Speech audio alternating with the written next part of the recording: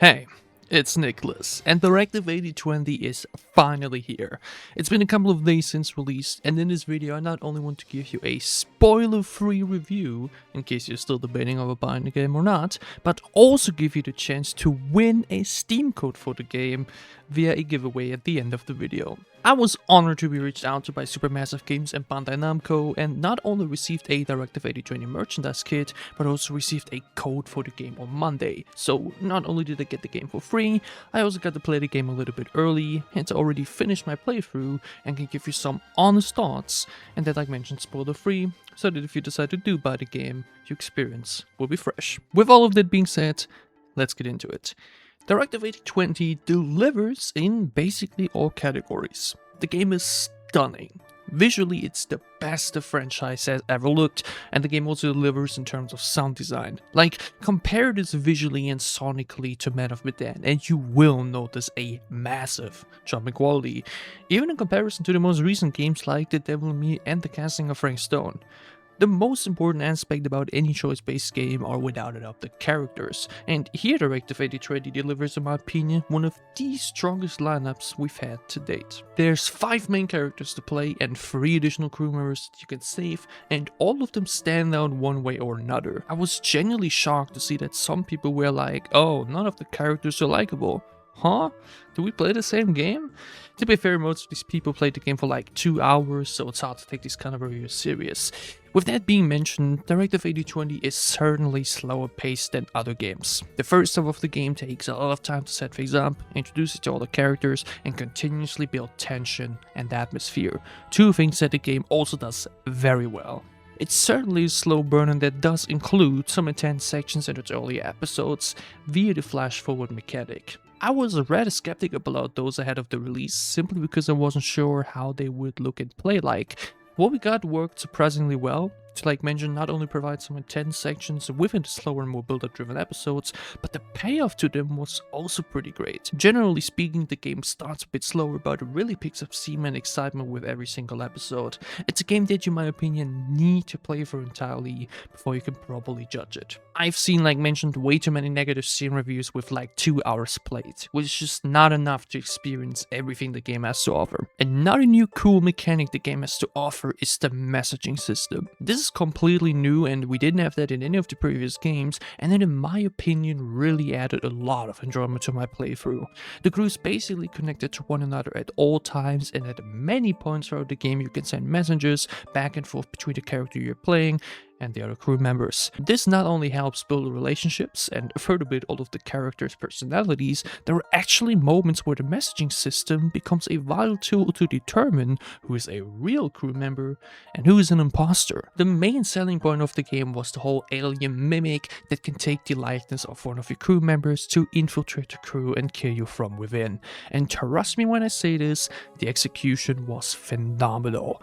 If you think beforehand, this is gonna be easy, there's no way they will fool me, trust me, they will. Because I certainly got at some point. And it becomes especially difficult when it comes down to having to make a choice between who is a real crew member and who is a fake.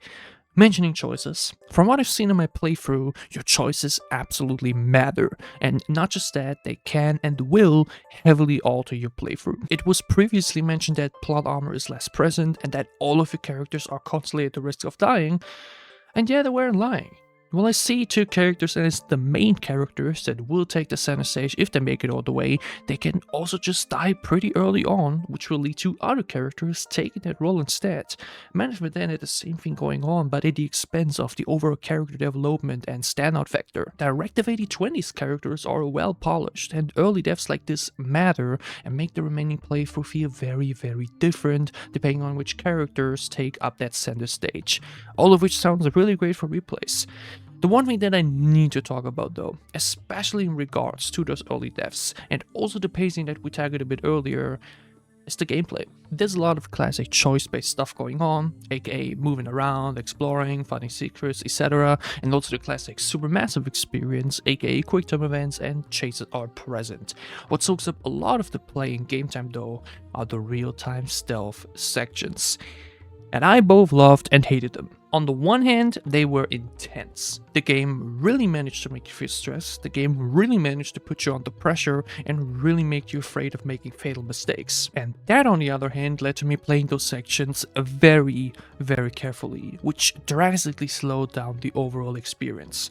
I didn't do the math on how much time I spent on them exactly, but I certainly cut out a lot of footage from them for my playthrough. And given you had these kind of sections a lot throughout the game, this kind of slowdown just ended up happening a lot.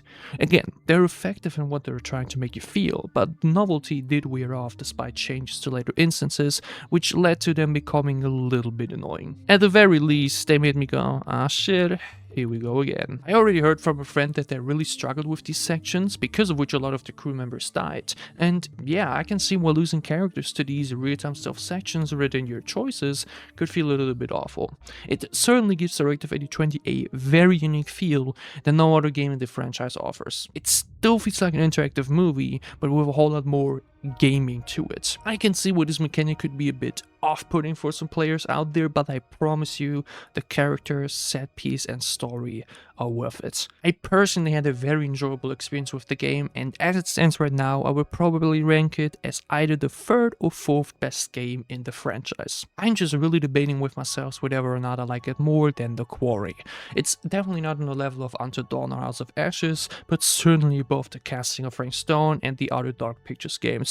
I will go more into deep detail about Phase in later videos, like character ranking, story analysis and so on, but for now I can say that Directive 8020 was worth the wait. I have a lot of more time to spend with it, and that I'm super excited for what the studio has to offer next, something that you can actually figure out within the game. And if you want to figure that out within the game, and play Directive 8020 yourself, then I now have a chance for you to do so. Because not only did I receive a code for myself by Bandai Namco Supermassive, but I also received a Steam code for the game by Bastion for me to give away to one of you. The way to enter this giveaway is pretty simple. All you have to do is go down into the comments and leave a comment including the word giveaway. That would be the keyword I used to filter the comments. It would obviously be cool if you added a bit more to your comment, like as example your favorite Supermassive game, your favorite Supermassive character, etc. I will let this giveaway run for a total of 80-20 minutes, so 5 days, 13 hours and 40 minutes, starting now at 5 AM CEST May 15th, running till May 20th, 6:40 PM CEST. I will pick the winner via a designated website, and I will record and upload the result across my social media on the 20th. The winner can then reply to me on YouTube, and from there we find a way to get them their code. Good luck to everyone participating. For now, I hope you enjoyed this video. Leave a like to show me that you did, comment your spoiler-free thoughts on Directive 8020 down below, or like mentioned your giveaway entry including the word giveaway. And as always, if you enjoy what I'm doing, if you want to support me, then gladly leave a sub as well, or become a channel member to support me even further. It would help me a lot. I've already uploaded the first 4 episodes of my Directive 8020 playthrough. The next 4 episodes will be uploaded in the upcoming days. After that, I like mentioned, got so many more videos planned about the game. Till then, it's Niclas, enjoy yourself some video games, and I can't wait to see you back soon on my channel.